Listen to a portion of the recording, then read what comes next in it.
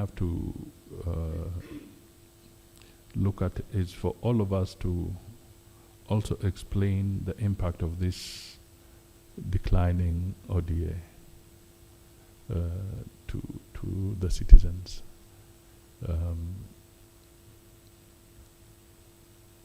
There is a feeling that perhaps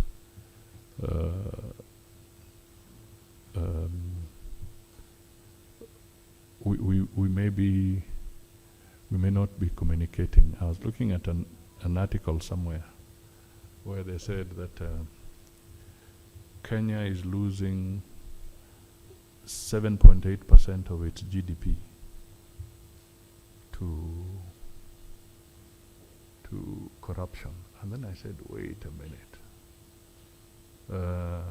I know corruption is a problem.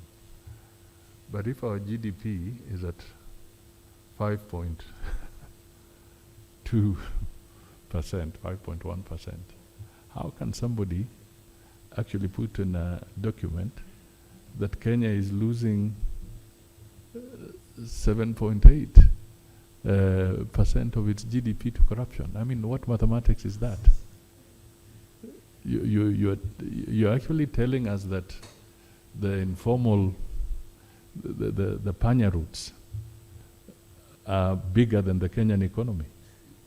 Is that really credible to see that kind of statistic? So there are a lot of things that are flying out there, and they are misleading the people and generating emotions. But we could do a lot by giving the right facts, factual information, to help in Kenyans like politics, but sometimes they drive it beyond. I'll tell you a lighter one. I came across,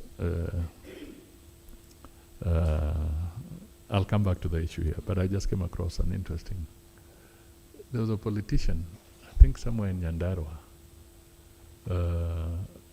He may be unhappy about the government, but in a church, he started saying that,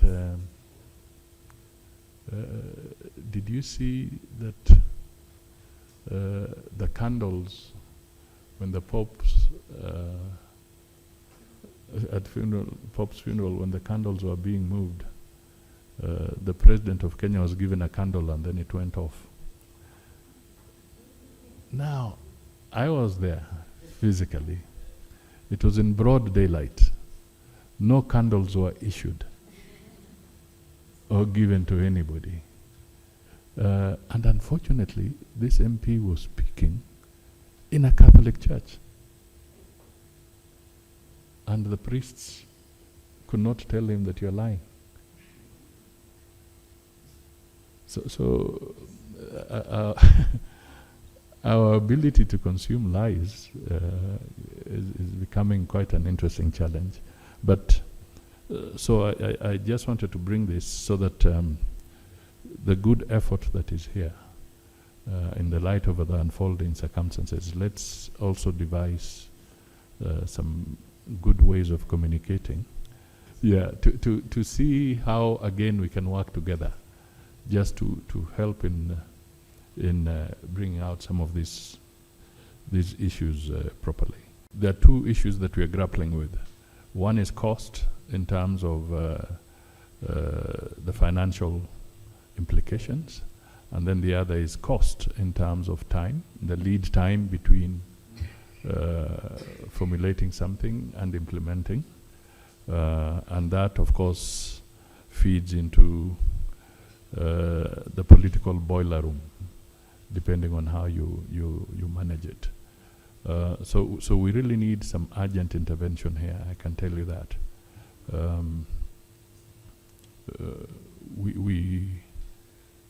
We are seeing proposals of public participation for one piece of legislation ranging from 10 million shillings to 100 million shillings.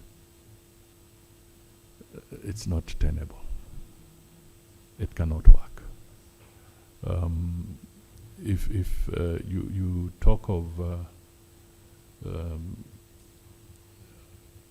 how many roads would you do, how many water projects would you do that have the direct impact on the people, how much medicine can we provide in public institutions. So this is a constitutional issue, but we need to rationalize it without undermining the whole aspect of the Constitution. So I definitely need to put it to you that we need your help on this one, so that we can have a common understanding and also help get the public understand that we are not taking away a constitutional right, but we are trying to rationalize and make it more cost effective but very impactful. That is really the gist behind this. So your input is going to be very, very important. I got a proposal, I saw it, to do the public participation for one bill, for this particular bill, is one of those that is coming close to 100 million. You know, so everybody is putting an array. How many ads are we going to put? Billboards, what have you? I mean, what are we doing to the Kenyan people on something like this? Others in the media say they want so many advertisements to run, so that you are reaching out more people on public participation. It's not adding up. It's not adding up, and therefore it's essential that we tackle this. And yet, a lot of good things get lost if, for a technical reason, somebody says there was no public participation. A whole piece of legislation is lost, and you're taken several years back. So we will need your intervention, and even in your own programs, as our development partners, you can help us enforce this by looking critically at the budgets for your programs, the component that deals with stakeholder engagement and public participation. I strongly recommend that you look at it critically, because that's an area where we can have some savings, bearing in mind the ODA is declining. So we can all work together and come to some understanding.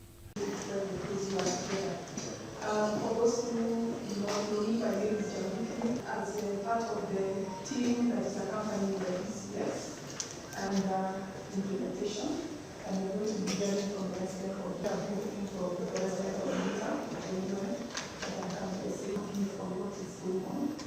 And we also have an opportunity for clarifications, including the way forward request for purposes of the PCS nomination, starting with the PS around Kenya, and then we will hand over to pleasure and an honor to be with you again.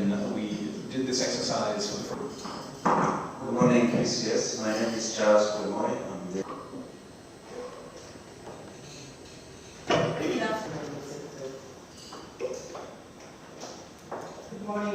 Good morning, PCS.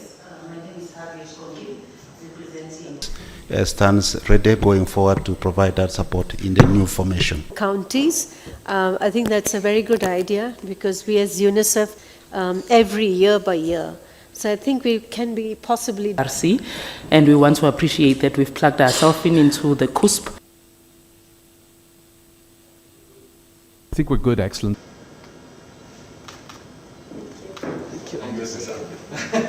Small number of us are going to do a follow-on.